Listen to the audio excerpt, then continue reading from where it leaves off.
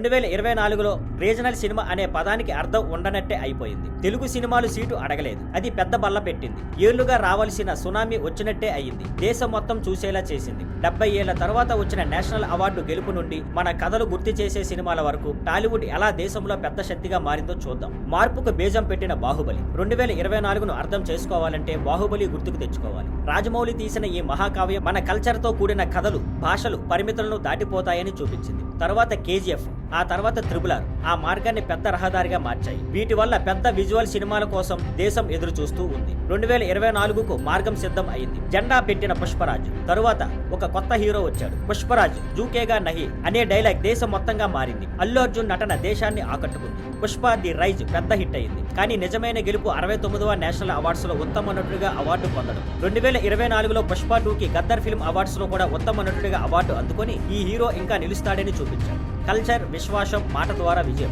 పెద్ద హీరోలు ప్రేక్షకులను సినిమాకు తీసుకువెళ్లగా రెండో ముఖ్యమైన విషయం మన కల్చర్, మైథాలజీని గౌరవంగా చూపించడం. కార్తికేయ 2 దీనికి ఉదాహరణ. ఇది ఉత్తమ తెలుగు ఫీచర్ ఫిల్మ్ గా నేషనల్ అవార్డు గెలిచింది. సైన్స్, భక్తిని కలిపిన కథతో చిన్న బడ్జెట్ తోనూ పెద్ద హిట్ అయింది. మంచి కథకు ప్రేక్షకులు ఎల్లప్పుడూ ప్రాధాన్యం ఇస్తారని ఇది చూపించింది. ఇంతటి విజయం రహస్యం ఏమిటి అనిపిస్తోంది? కథలేనా, మార్కెటింగేనా, లేక వేరే ఏదైనా ఉందా? మీ అభిప్రాయం కామెంట్స్ లో చెప్పండి. సినిమాల విశ్లేషణ ఇష్టం ఉంటే మా ఛానల్ ను సబ్స్క్రైబ్ చేయండి. భారత కథల కొత్త యుగం. తెలుగు సినిమాల ఎదుగుదల లేదా అవార్డుల గురించి కాదు, దేశ కథ చెప్పే అవకాశం ఎవరికుంటుందో అనేదే అసలు విషయం. కార్తికేయ 2 విజయంతో విశ్వాసం సాధారణ విషయమని చూపించగా, అల్లు అర్జున్ అవార్డు గెలవడం నైజమైన నటనను దేశం గుర్తిస్తుందని చూపించింది. పెద్ద సినిమాలకు మార్కెటింగ్, చిన్న సినిమాలకు మద్దతు ఇచ్చే విధానం టాలీవుడ్ ను బలంగా నిలబెట్టింది. ఇది ఒక ఇండస్ట్రీ గెలిచే పోరాటం కాదు, తెలుగు సినిమాల ఎదుగుదలతో మొత్తం దేశం ముందుకు వెళ్లేలా ఉంది. ప్రతి దర్శకుడు మనసును తాకే కథలు చెప్పేలా ప్రేరణ ఇస్తుంది.